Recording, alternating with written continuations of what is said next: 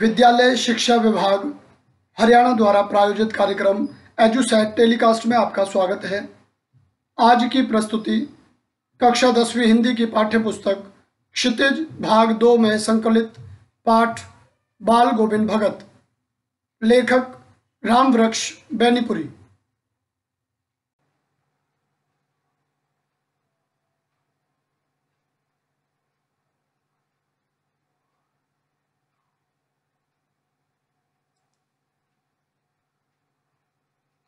रामवृक्ष बेनीपुरी। रामवृक्ष बेनीपुरी का जन्म बिहार के मुजफ्फर जिले के बेनीपुर गांव में सन 1899 ईस्वी में हुआ। माता पिता का निधन बचपन में ही हो जाने के कारण जीवन के आरंभिक वर्ष अभावों, कठिनाइयों और संघर्षों में बीते। 10वीं तक की शिक्षा प्राप्त करने के बाद वे सन 1920 में राष्ट्रीय स्वाधीनता आंदोलन से सक्रिय रूप से जुड़ गए। कई बार जेल भी गए। उनका देहावसान सन 1968 में हुआ। 15 वर्ष की अवस्था में बेनीपुरी जी की रचनाएं पत्र पत्रिकाओं में छपने लगीं। वे बेहद प्रतिभाशाली पत्रकार थे। उन्होंने अनेक दैनिक, साप्ताहिक एवं मासिक पत्र पत्रिकाओं का संपादन किया, जिनमें तरुण भारत, किसान मित्र, बालक, युवक, योगी, जनता, जनवाणी और नई धारा उल्लेखनीय है। गद्य की विविध विधाओं में उनके लेखन को व्यापक प्रतिष्ठा मिली। उनका पूरा साहित्य बेनीपुरी रचनावली के 8 खंडों में प्रकाशित है। उनकी रचना यात्रा के महत्वपूर्ण पड़ाव हैं पतितों के देश में उपन्यास, चिता के फूल कहानी, अम्बपाली नाटक, माटी की मूर्तें रेखाचित्र, पैरों में पंख बांधकर यात्रा वृत्तांत, जंजीरें और दीवारें संस्मरण आदि। उनकी रचनाओं में स्वाधीनता की चेतना, मनुष्यता की चिंता और इतिहास की युगानुरूप व्याख्या है। विशिष्ट शैलीकार होने के कारण उन्हें कलम का जादूगर कहा जाता है। बाल गोविंद भगत रेखा चित्र के माध्यम से लेखक ने एक ऐसे विलक्षण चरित्र का उद्घाटन किया है जो मनुष्यता, लोक संस्कृति और सामूहिक चेतना का प्रतीक है। वेशभूषा या बाह्य अनुष्ठानों से कोई सन्यासी नहीं होता। सन्यास का आधार जीवन के मानवीय सरोकार होते हैं। बाल गोविंद भगत इसी आधार पर लेखक को सन्यासी लगते हैं। यह पाठ सामाजिक रूढ़ियों पर भी प्रहार करता है। इस रेखा चित्र की एक विशेषता यह है कि बाल गोविंद भगत के माध्यम से ग्रामीण जीवन की सजीव झांकी देखने को मिलती है। प्यारे विद्यार्थियों, आइए पढ़ते हैं बाल गोविंद भगत। बाल गोविंद भगत मंझोले कद के गोरे चिट्टे आदमी थे। 60 के ऊपर के ही होंगे। बाल पक गए थे। लंबी दाढ़ी या जटाजूट तो नहीं रखते थे, किंतु हमेशा उनका चेहरा सफ़ेद बालों से ही जगमग किए रहता। कपड़े बिल्कुल कम पहनते।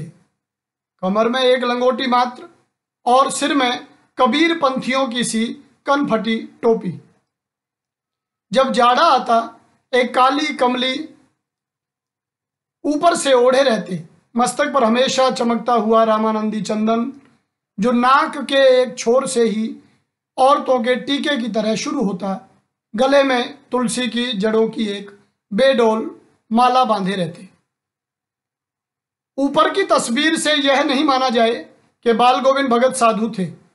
नहीं, बिल्कुल गृहस्थ। उनकी गृहिणी की तो मुझे याद नहीं। उनके बेटे और पतोहू को तो मैंने देखा था। थोड़ी खेती बाड़ी भी थी।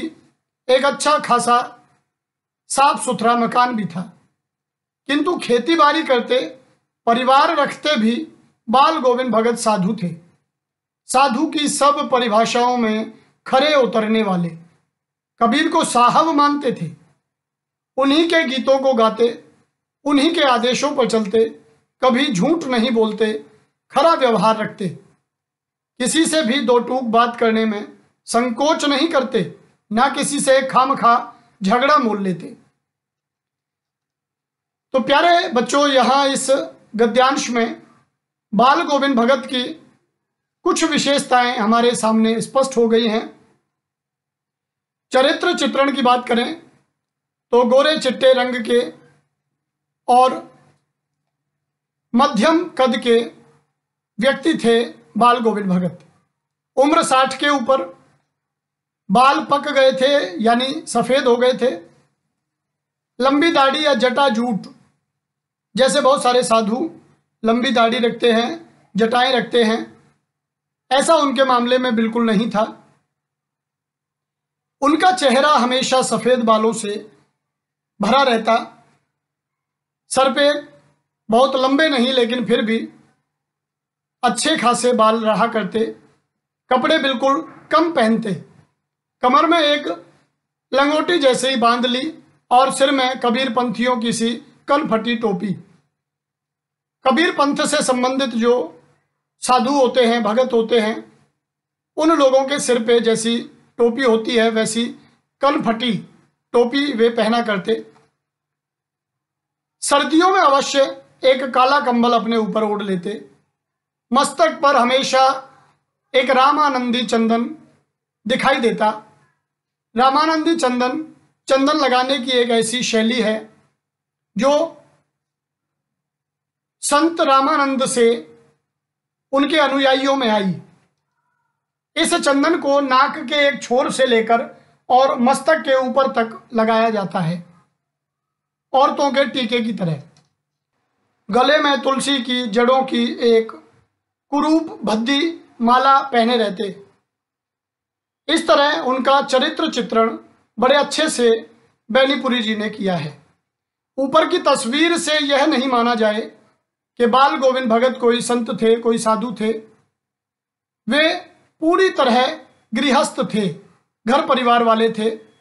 उनकी गृहिणी यानी धर्मपत्नी तो लेखक ने नहीं देखी, उनकी याद नहीं है, परंतु उनके बेटे और पतोहू यानी पुत्र वधू को लेखक ने देखा था।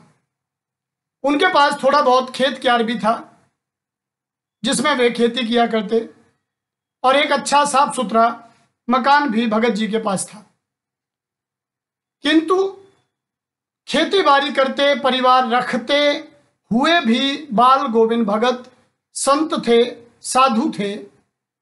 साधु की सब विशेषताएं उनमें समाहित थीं। सब परिभाषाओं पर वे खरे उतरने वाले। कबीर को साहब मानते थे से तात्पर्य है कि उनके इष्ट कबीर दास जी थे। हमेशा कबीर के गीतों को गाते, जो कबीर की शिक्षाएं होती उन्हीं पर चलते। उनके व्यवहार में एक बड़ी विशेषता थी कि वे कभी झूठ नहीं बोलते, खरा व्यवहार करते। खरा व्यवहार से तात्पर्य क्या है? खरा व्यवहार से तात्पर्य सच्चा व्यवहार, बिना लाग लपेट के जो सही बात है वो दूसरे को बता देनी। अब चाहे किसी को बुरा लगे या भला लगे, इस बात का ध्यान नहीं किया करते। किसी से भी दो टूक बात करने में संकोच नहीं करते, न किसी से खामखा झगड़ा मोल लेते। ये उनकी बड़ी विशेषताओं में शामिल हैं। इसीलिए राम वृक्ष बेनीपुरी जी ये बात कहते हैं कि साधुओं की सब विशेषताएं उनमें सम्मिलित थी। किसी की चीज नहीं छूते, ना बिना पूछे व्यवहार में लाते। इस नियम को कभी कभी इतनी बारीकी तक ले जाते कि लोगों को कुतूहल होता, आश्चर्य होता। कभी वह दूसरे के खेत में शौच के लिए नहीं बैठते। वह गृहस्थ थे, लेकिन उनकी सब चीज साहब की थी। साहब से तात्पर्य कबीर दास जी से। जो कुछ खेत में पैदा होता, सिर पर लाद कर पहले उसे साहब के दरबार में ले जाते, जो उनके घर से 4 कोस दूर पर था। एक कबीर पंथी मठ से मतलब, अब यहां साहब के दरबार से तात्पर्य है एक कबीर पंथी मठ। गांव से दूर कबीर पंथ को मानने वाले लोगों ने, श्रद्धालुओं ने कबीरदास जी की मूर्ति लगा करके एक मठ स्थापित किया हुआ था। तो जो भी खेत में पैदा होता, भगत जी सिर पर लाद कर उस फसल को साहब के दरबार यानी कबीरदास जी के दरबार में ले जाते और वहां वह दरबार में भेंट रूप रख लिया जाकर प्रसाद रूप में जो उन्हें मिलता उसे घर लाते और उसी से गुजर चलाते। जब वो मठ में अपनी सारी फसल ले गए तो सारी फसल उन्हें वहां भेंट कर दी उन्होंने। ये आप मान के चलिए कि वो भेंट कर दिया करते थे। मठ के व्यवस्थापकों को जितना उसमें से चाहिए होता उतना वे रख लेते और प्रसाद स्वरूप, जैसे मंदिर में प्रसाद दिया जाता है, प्रसाद स्वरूप जो फसल वे वापस करते, भगत जी सारे साल उसी से अपनी गुजर बसर चलाते। इन सब के ऊपर मैं तो मुग्ध था, प्रसन्न था उनके मधुर गान पर जो सदा सर्वदा ही सुनने को मिलते। लेखक कहता है कि मैं उनकी एक और विशेषता पर बड़ा प्रसन्न था और वह प्रसन्नता होती थी उन्हें गाते हुए देखकर, उन्हें गाते हुए सुनकर। वे सदा ही कोई ना कोई गीत गुनगुनाते रहा करते। कबीर के वे सीधे सादे पद जो उनके कंठ से निकलकर सजीव हो उठते, कबीर के सीधे सादे पदों को वे गाते और इतने समर्पण भाव से गाते कि व्यक्ति जो सुनने वाला है वो रोमांचित हो जाता।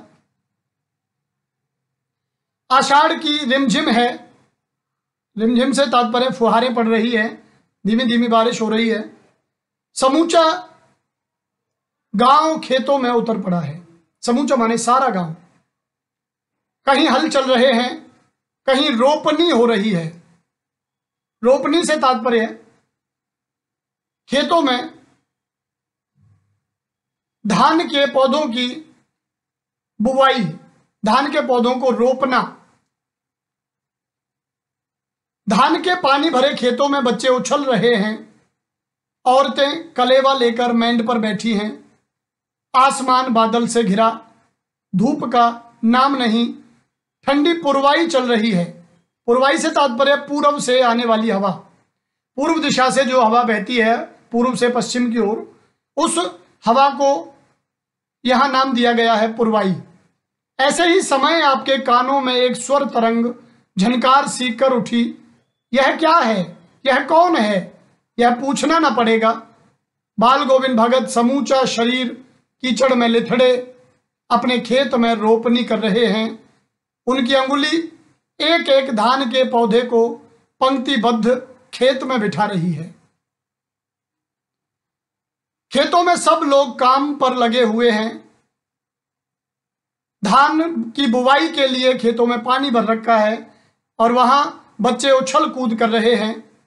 औरतें कलेवा, कलेवा से तात्पर्य नाश्ता से है, लेकर मैंड पर बैठी हैं।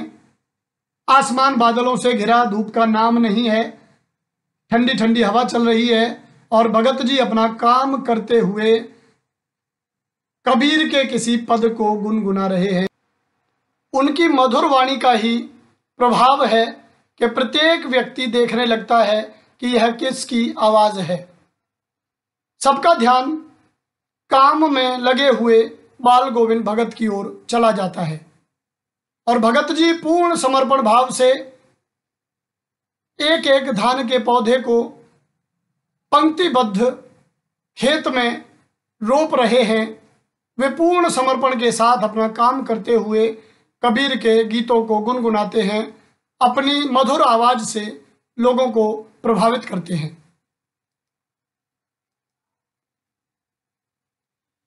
उनका कंठ एक एक शब्द को संगीत के जीने पर चढ़ाकर कुछ को ऊपर स्वर्ग की ओर भेज रहा है और कुछ को इस पृथ्वी की मिट्टी पर खड़े लोगों के कानों की ओर।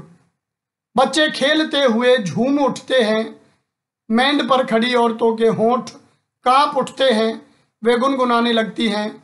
हलवाहों के पैर ताल से उठने लगते हैं। रोपनी करने वालों की उंगलियां एक अजीब क्रम से चलने लगती हैं। बाल गोविंद भगत का यह संगीत है या जादू। तो प्यारे विद्यार्थियों, इस गद्यांश में भगत जी के संगीत की विशेषताएं दी गई हैं। उनके मधुर कंठ से निकला हुआ एक एक शब्द स्वर्ग का आनंद देता है। ऐसा लगता है कि कुछ स्वर स्वर्ग की ओर चले गए हैं और कुछ स्वर काम में लगे हुए लोगों तक पहुंचते हैं। बच्चे हों या बूढ़े हों, औरतें हों या कोई भी उन स्वर लहरियों से प्रभावित हुए बिना नहीं रहता। हल चलाते हुए हलवाहों के पैर ताल से उठने लगते हैं। जैसे जैसे भगत जी की ताल चलती है, गीत की रिदम चलती है, वैसे वैसे हलवाहों के हल चलाते हुए लोगों के पैरों में भी थिरकन आ जाती है। रोपनी करने वालों की अंगुलियां एक अजीब क्रम से, एक निश्चित क्रम से, व्यवस्थित क्रम से चलने लगती हैं। इसलिए लेखक कहता है कि भगत जी का यह संगीत है या जादू। भगत जी का असलियत में यह संगीत ना होकर के एक जादू का सा काम करता दिखाई देता है। भादों की वह अंधेरी अधरतिया, अधरतिया आधी रात, भादों का महीना, अभी थोड़ी ही देर पहले मूसलधार वर्षा खत्म हुई है। बहुत तेज बारिश आई थी, लेकिन कुछ समय पहले वह समाप्त हो गई है। बादलों की गरज, बिजली की तड़प में आपने कुछ नहीं सुना हो, किंतु अब झिल्ली की झनकार या दादुरों की टर टर बाल गोविंद भगत के संगीत को अपने कोलाहल में डुबो नहीं सकती। लेखक कहता है कि भादों की आधी रात है, बारिश हुई है, तो बारिश में तो भले ही भगत जी का संगीत लोगों तक ना पहुंचा हो, परंतु जैसे ही बारिश रुकी, बादलों की गरज, बिजली की तड़प रुकी, तो भगत जी का संगीत सुनाई देने लगा। झिल्ली या दादुर माने मेंढक, झिल्ली एक छोटा सा कीड़ा होता है, झींगुर। मेंढक या झींगुर की आवाज में बाल गोविंद भगत का संगीत रोकने की ताकत नहीं है। वे झिल्ली और मेंढकों की आवाज में, उनके कोलाहल माने शोर में उनकी आवाज, उनका संगीत डूब नहीं सकता। उनकी खंजड़ी डिमक डिमक बज रही है और वे गा रहे हैं, गोदी में पियावा चमक उठे सखिया, चिहुक उठे ना। हाँ, पिया तो गोद में ही है, किंतु वह समझती है वह अकेली है, चमक उठती है, चिहुक उठती है। एक लोकगीत वे गा रहे हैं कि गोदी में पियावा, कि पिया जो है वो गोदी में है, गोदी में पिया को लेती हुई वह सो गई है। सपने में देखती है कि पिया नहीं है और एकदम चिहुक उठती है, एकदम आश्चर्य के साथ खड़ी हो जाती है, जाग जाती है, ढूंढने लगती है कि पिया कहाँ है।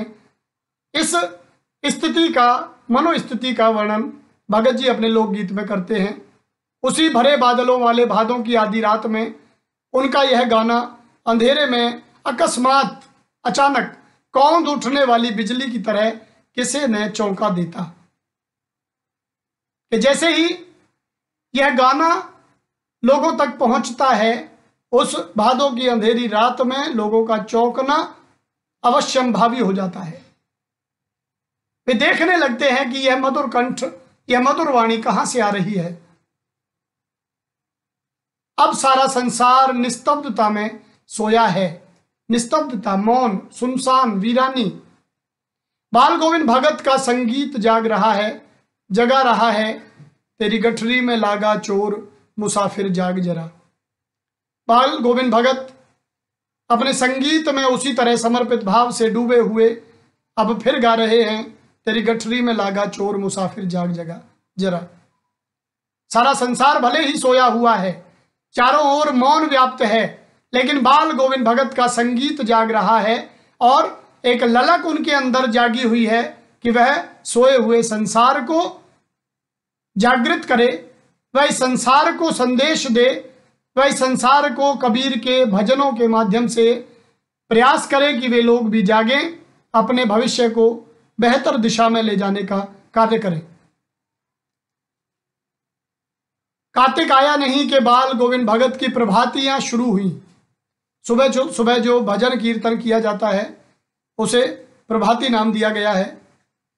कार्तिक आया नहीं, तात्पर्य कार्तिक आते ही और तुरंत भगत जी की प्रभातियां शुरू हो जाती हैं जो फागुन तक चला करती। इन दिनों वह सवेरे ही उठते, न जाने किस वक्त जगकर वह नदी स्नान को जाते, गांव से 2 मील दूर। प्रभातियां शुरू करने से पहले भगत जी का एक अनुशासित जीवन हमें यहां देखने को मिल रहा है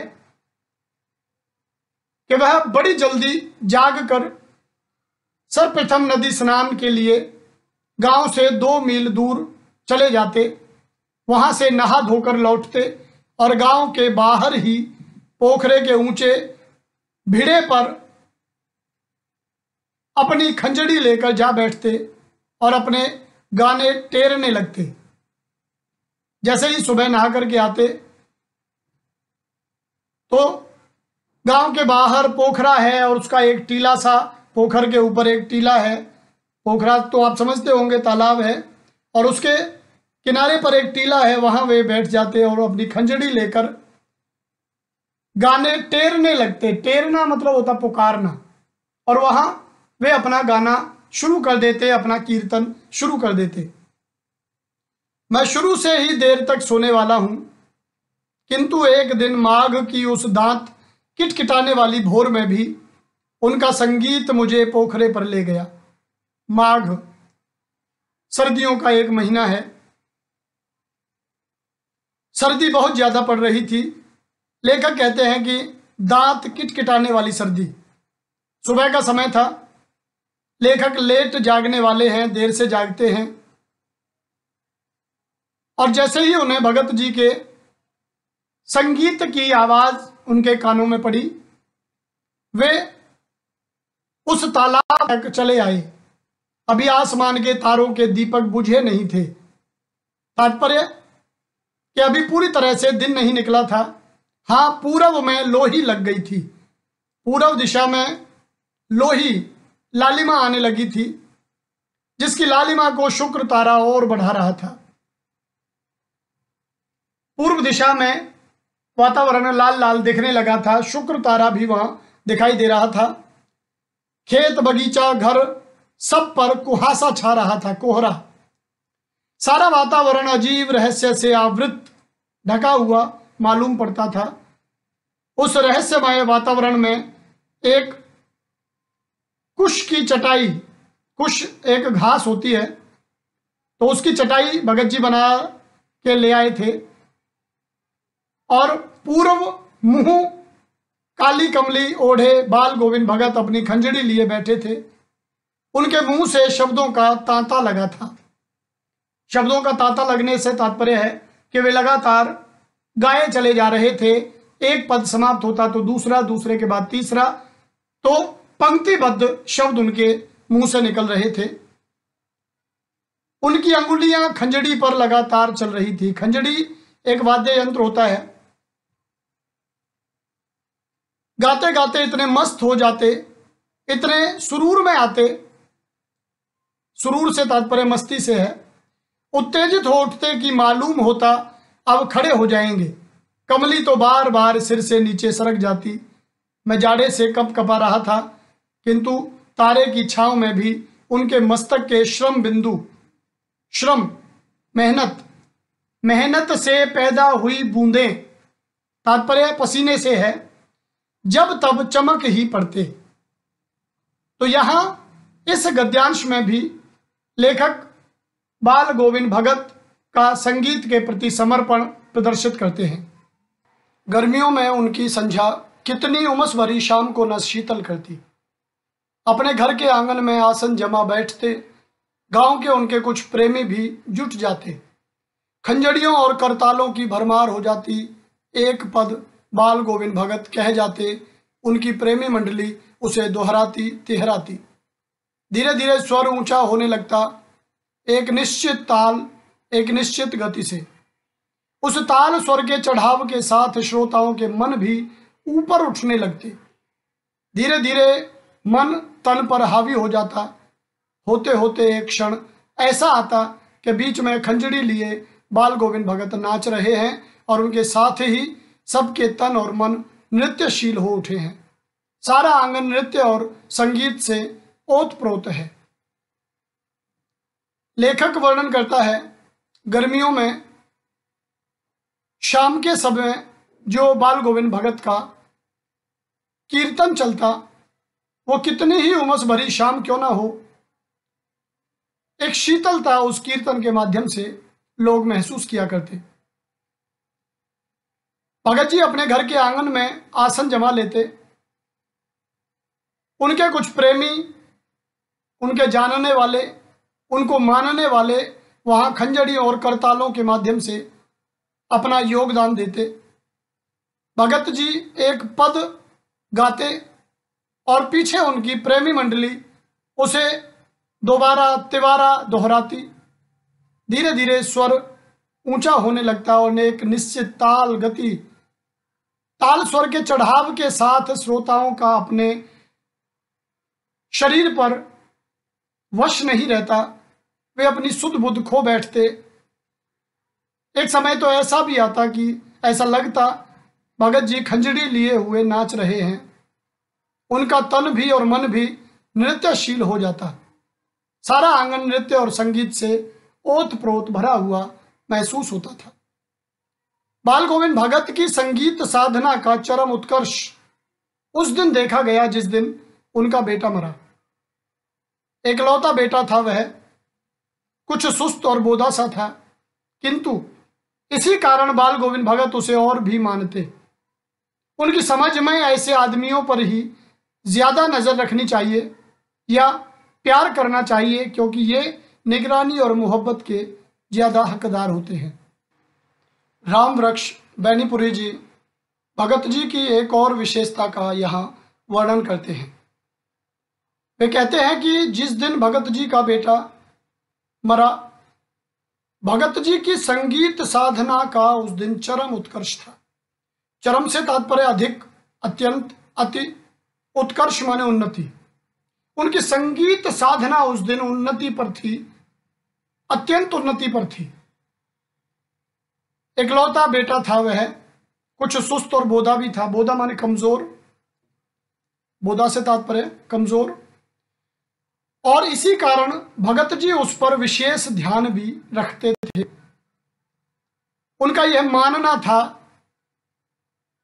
कि जो लोग कमजोर हैं उन लोगों पर हमें ज्यादा ध्यान देने की आवश्यकता है, उन्हें ज्यादा प्रेम, लगाव, स्नेह करने की आवश्यकता है।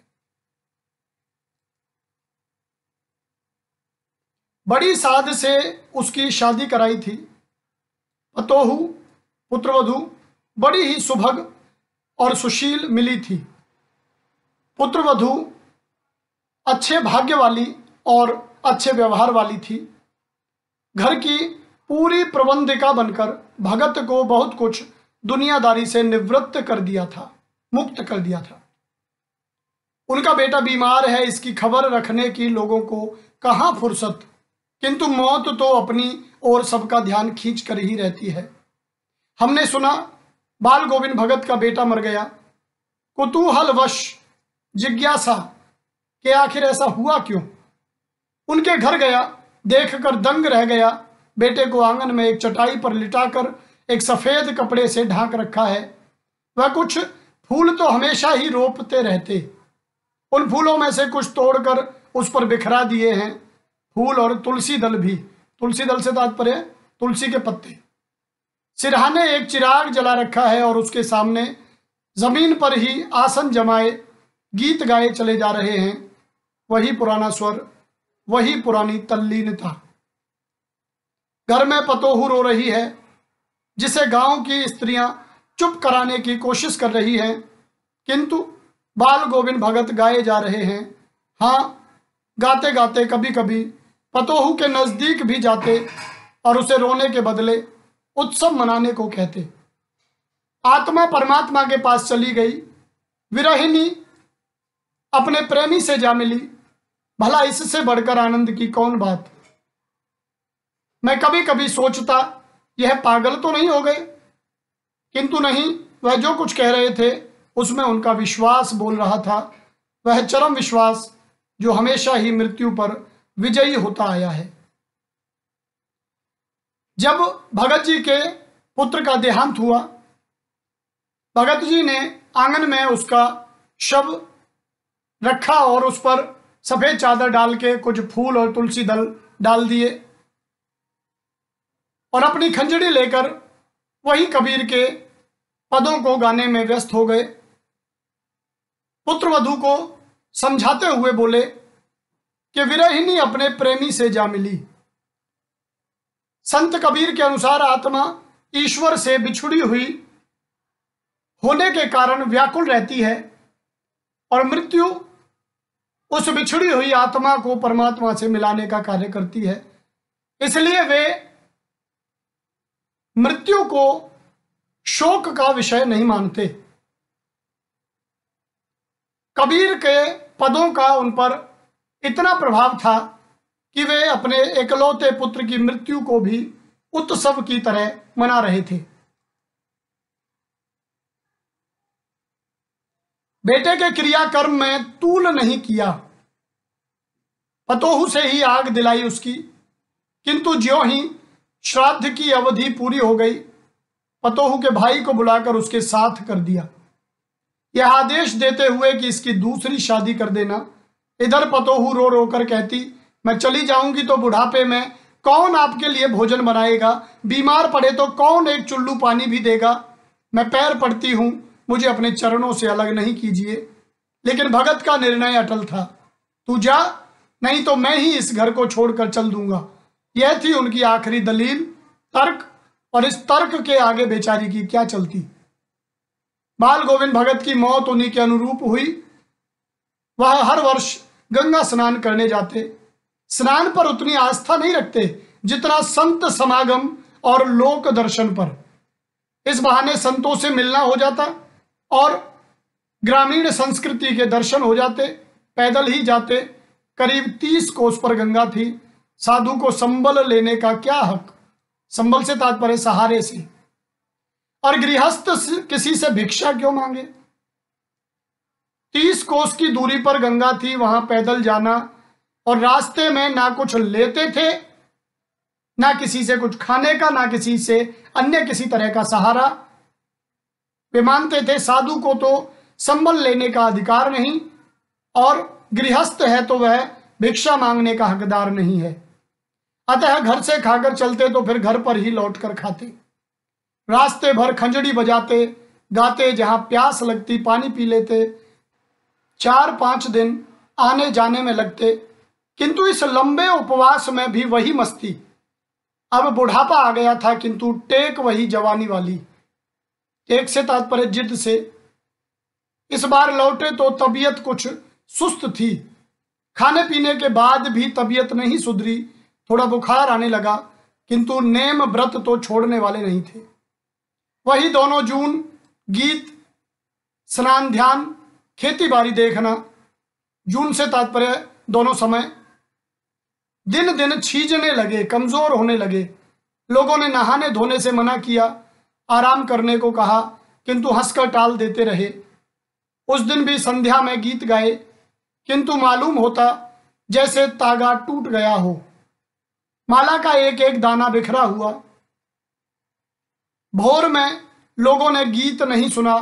जाकर देखा तो बाल गोविंद भगत नहीं रहे, सिर्फ उनका पंजर पड़ा है। पंजर से तात्पर्य कंकाल से। तो प्यारे साथियों, इस तरह बाल गोविंद भगत का जीवन चरित्र राम वृक्ष बैनीपुरी जी हमारे सम्मुख बड़े प्रभावशाली ढंग से रखते हैं। भगत जी के अपने नियम, अपने सिद्धांत, साहब का संदेश, उनका आदेश उनके लिए सर्वोपरि रहता।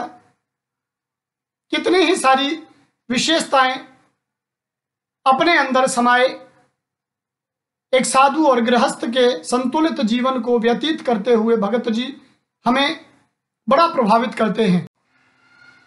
प्यारे विद्यार्थियों, बाल गोविंद भगत रेखा चित्र हम पूरा पढ़ चुके हैं।